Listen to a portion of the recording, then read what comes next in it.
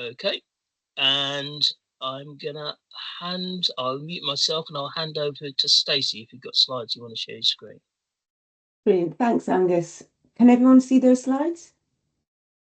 Great. Okay, brilliant. Thanks for that introduction and thanks for having me, everyone. So yeah, today I'm going to talk about whether or not we should introduce the crime of animal ecocide to recognise the impact climate change has on non-human animals. So let me run through what I'm going to do. I'm going to start by thinking about the relationship between industrialised animal agriculture and climate change.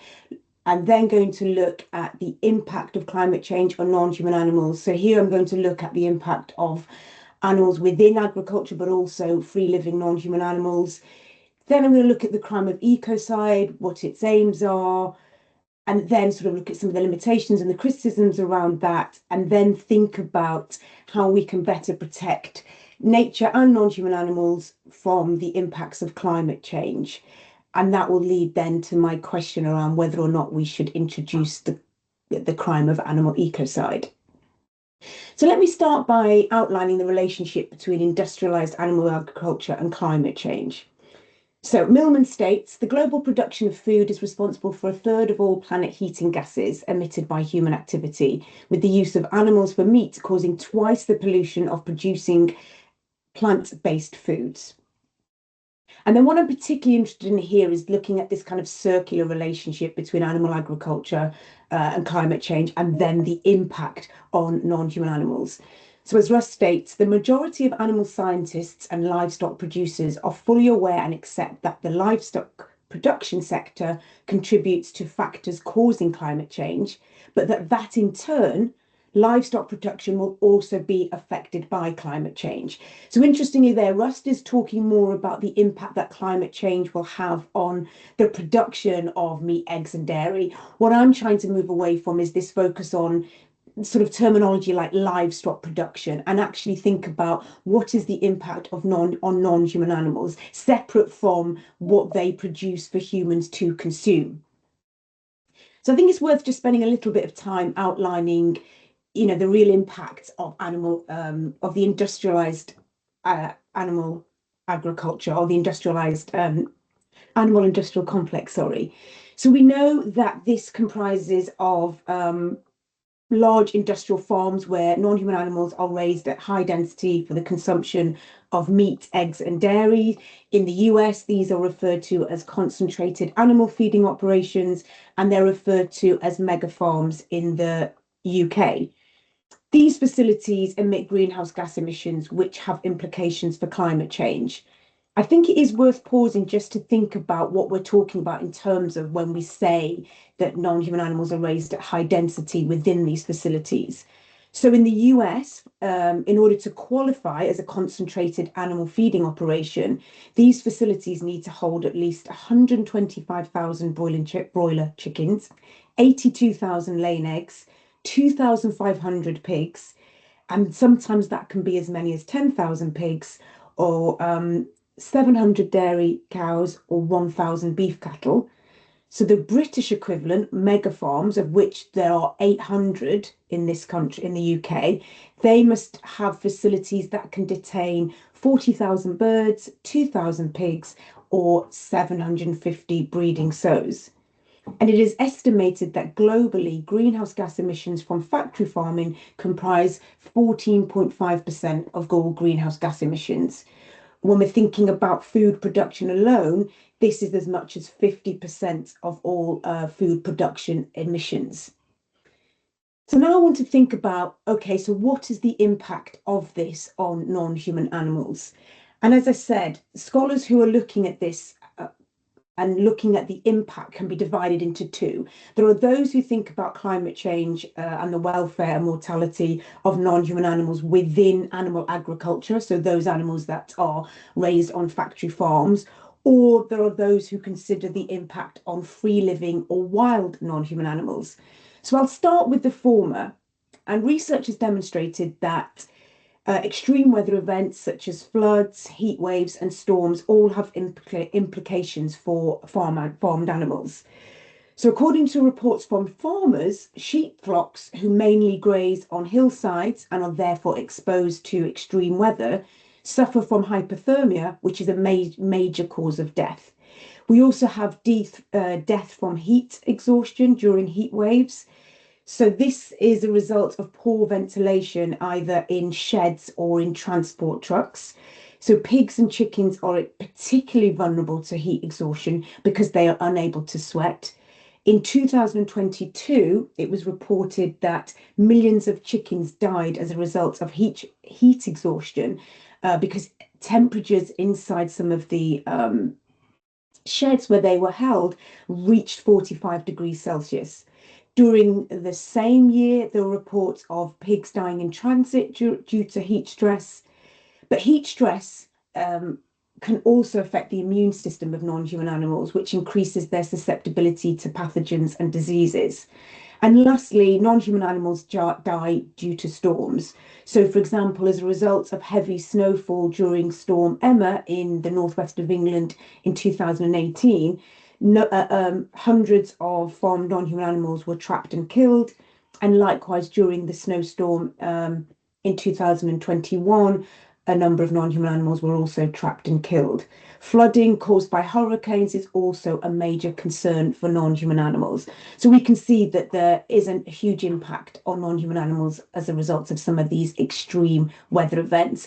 So that's the focus of some research that's looking at factory farmed non-human animals, but also we know that this also the impacts of climate change through extreme weather events also impacts free living non-human animals. So Almiron and Faraya have identified the following factors for free living or wild non-human animals. So we have higher temperatures as a result of climate change, which can impact food habitats. We have melting ice and snow, which can then lead to competition for food and territory among free living and wild non-human animals. We have ocean acidification, which can have dire consequences for marine organisms. Warmer waters, which impacts all gill-breathing species. Rising sea levels, which also has an impact on the survival of fish and shellfish. And as you can see here, the image that you can see on your screens here is of the Australian bushfires between 2019 and 20. So we know that wildfires can have a huge impact on free living non-human animals. In this particular example,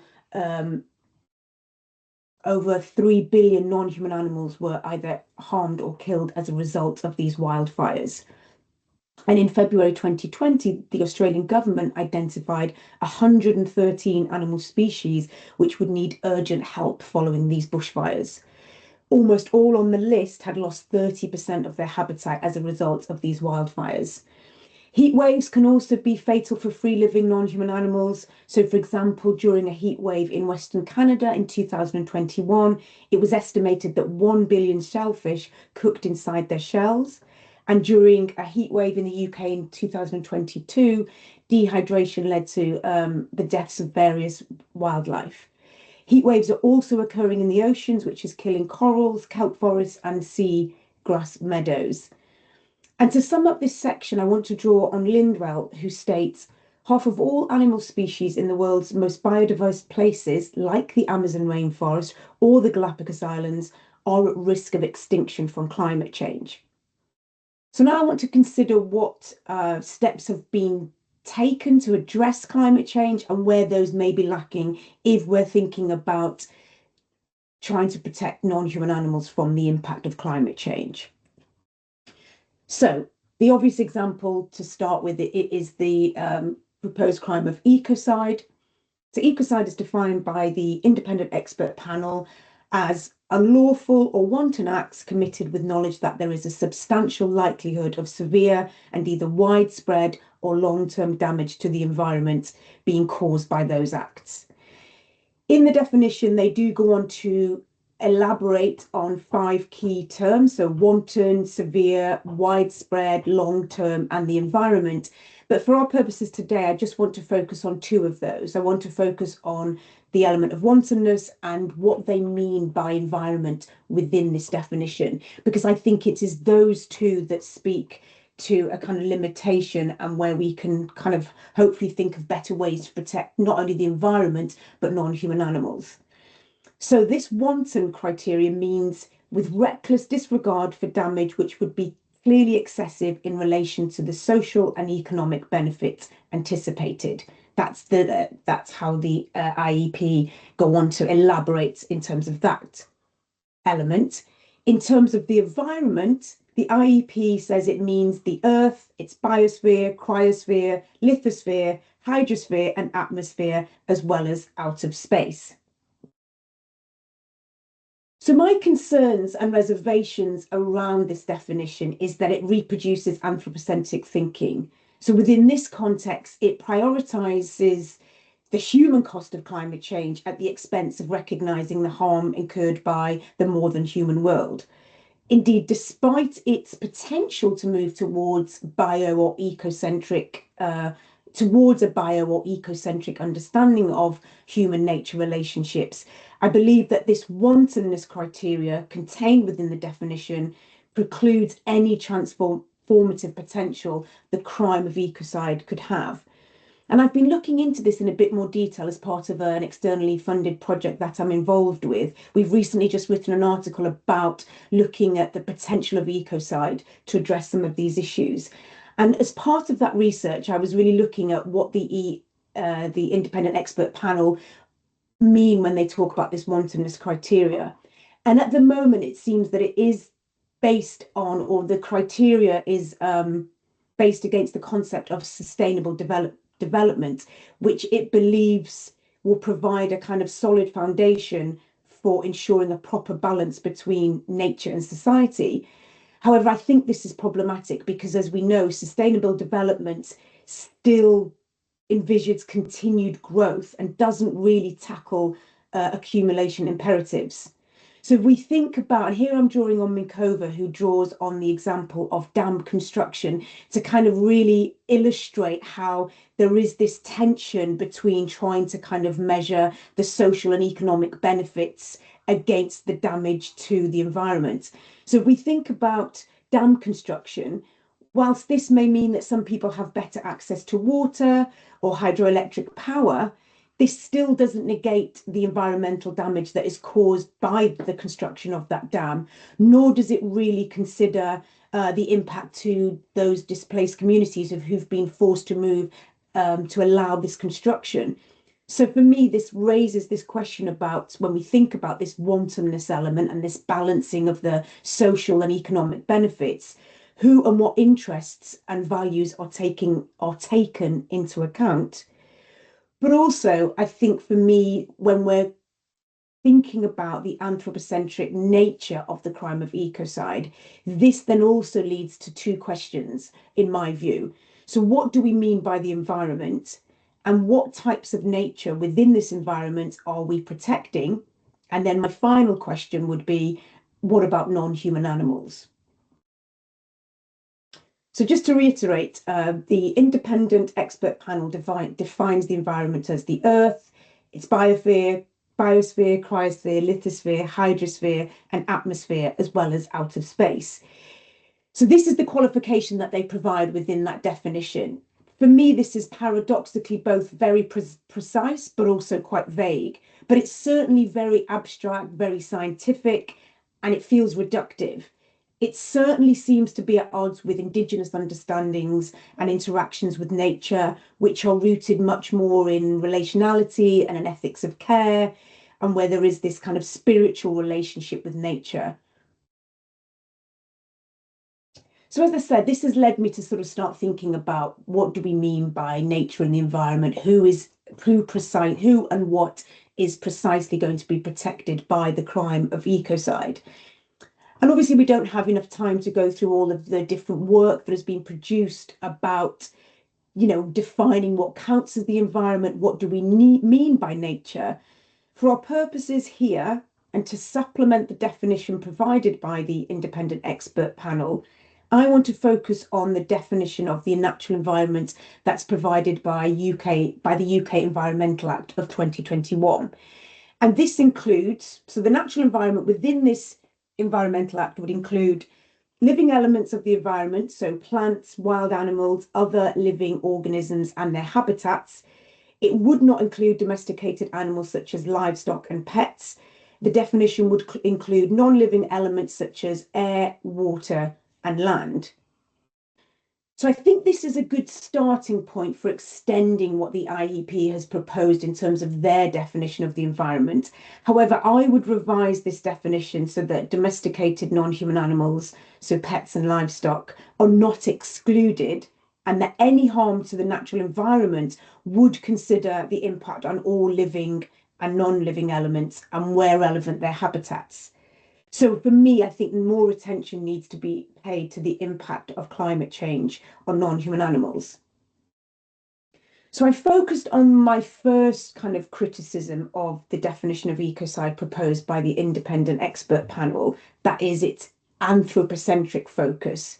And now I want to focus in a bit more detail on its second limitation, which I believe is the omission of non-human animals. So despite reference in the definition to widespread damage to entire ecosystems or species, there is no explicit reference to non-human animals.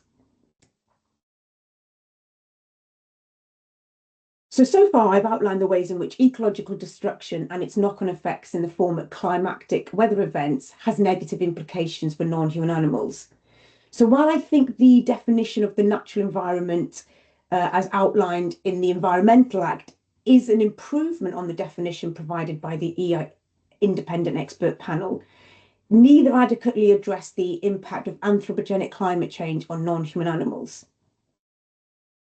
So just to reiterate, the current definition of natural law included in the Environmental Act does not include pets or livestock. Likewise, the definition of the environment provided by the independent expert panel does not explicitly reference non-human animals. However, interestingly, in the early days of discussions around introducing the crime of ecocide, the issue of protecting non-human animals was considered and was raised. So in an article titled "Protecting the Planet, a Proposal for a Law of Ecocide," Higgins, Short and South did argue that when we think about environmental harms, this should include crimes or harms against animals or non-human species.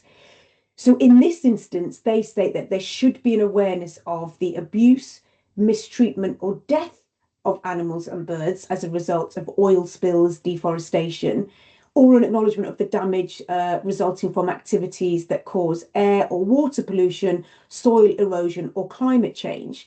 So, as I say, there were discussions, there was this acknowledgement of the impact to non-human animals from the start. And interestingly, Leger and Bruman, who have written an article, this is where I was sort of looking up and researching this idea of animal ecocide. They have written an article about this. They describe what I've just shared with you there in terms of the work of Higgins et al. They describe that as the sort of first steps towards thinking about animal ecocide. However, they think that perhaps the definition needs to be extended. So while they commend the importance of the work of Higgins et al. And this acknowledgement of the damage, harm, sorry, to non-human animals as a result of climate change, they feel that the definition could be improved. But interestingly, and you can read that there and I'll read it out. This is their definition, or this is how they understand animal ecocide. So they say animal ecocide is the unnecessary killing or slaughter of a wild or wild caught animal by any human agency, or allowing such killing or slaughter to be so caused by any governmental organization to such an extent that an animal, a group of animals, lose their sentient capacity to live a natural life according to their species. So I think this is an interesting definition because this doesn't seem to be addressing what Higgins et al. Were talking about and what I'm certainly talking about here, which is the impacts of climate change on non-human animals. This seems to be a slightly different focus when we're thinking about animal ecocide. So Leger and Bruman go on to list examples of highly sentient non-human animals who, by virtue of their superior sentience, should be spared unnecessary killing or slaughter. So while I agree with these authors that it's really important for us to have a crime of animal ecocide, my understanding of what this crime would entail and what protections it would afford non-human animals differs wildly from what they are proposing here. I mean, firstly, I would not create this hierarchy of animal sentience, which Leger and Bruman do in their article. I would argue that if the crime of animal ecocide were to exist, it should apply to all sentient non-human animals. It would apply to any species of non-human animals who are impacted by the damage to the environment. So while my focus here is on animals within industrialized animal agriculture, the principle of the argument that I'm proposing here should that we need to kind of revise this definition of the natural environment and think about the impacts of climate change should be applied more broadly. So following on from what Higgins et al. Proposed, and then thinking about what Leger and Bruman have talked about here in terms of animal ecocide, here is how I would envisage the process would work, or should work. So we would start by granting legal personhood to non-human animals who are currently held under conditions of coercive confinement. So that would be within factory farming. Legal personhood in this context means replacing the status of non-human animals as things or property and replacing that and seeing them as legal persons. Following Kirky, I argue that non-human animals should be granted the following passive incidents of legal personhood. So they should have the right not to be harmed, the right to personal freedom, liberty, and bodily integrity. It's worth noting that while non-human animals may hold some incidents of legal personhood, so we think about certain animal welfare acts, for example, or statutes, they are not regarded as fully legal persons. So once we recognize them as legal persons, non-human animals should be freed from captivity. And I've talked about this before in my previous work, and this might be something we pick up in the discussion, but I have got some resources here of people who've done some research around what does that look like in reality? Because I've talked quite a lot about this in previous publications, about this idea of, granting non-human animals legal personhood, freeing them from captivity. So when we have the discussion, I'm happy to pick up about, the practicalities of that and how that would actually work. So I've got some interesting resources there. So based on this idea of releasing non-human animals captivity, this for me speaks to Denier's notion of non-speciesist law.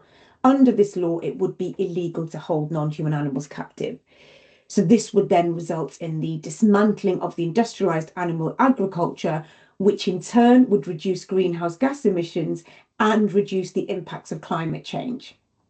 Second, the current understanding of the term environment within the definition of ecocide needs to explicitly address harms to non-human animals.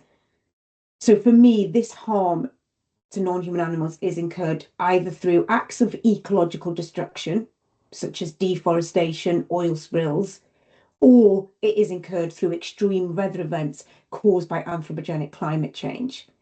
So I would say that I lean more towards the definition of crimes or harms against non-human animals as a result of climate change provided by Higgins back in 2013.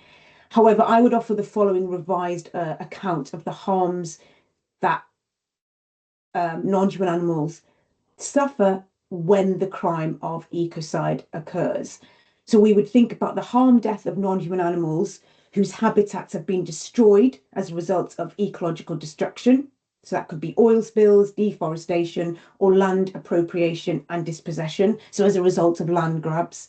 Or we think about environmental harms caused by climate change and the impact this can have on the health, well-being, or mortality of non-human animals. So here I'm thinking about extreme weather events such as droughts, floods, or heat waves.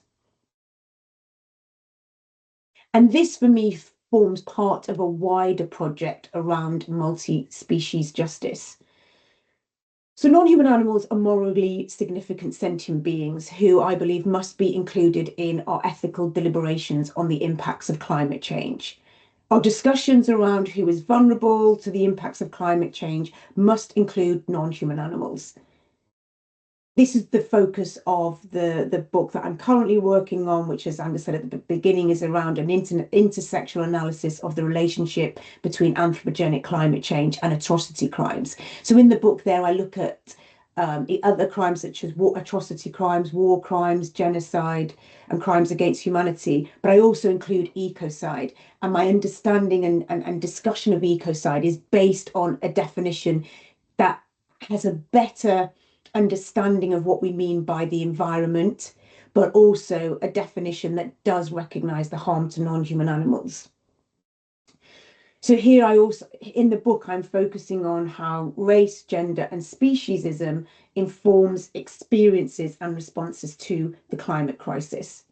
And relevant to our discussion today, I'm considering how speciesism and its ally human exceptionalism informs who and what is considered at risk of the environmental threats caused by climate change. And linked to that is, what types of measures are in place to reduce and or mitigate that risk. So here I like to sort of close by thinking of the words of, or drawing on the words of Almiron Fryer, who state, "We usually believe that we have a duty to help human beings suffering from natural harms or induced by climate change, such as disease, starvation, or natural catastrophes. If this is so, and speciesism, the unjustified, disadvantageous consideration of non-human animals based on species membership, is to be rejected, then it follows that we have a similar duty to come to the aid of non-human animals in similar circumstances." That's me done. Thank you for listening.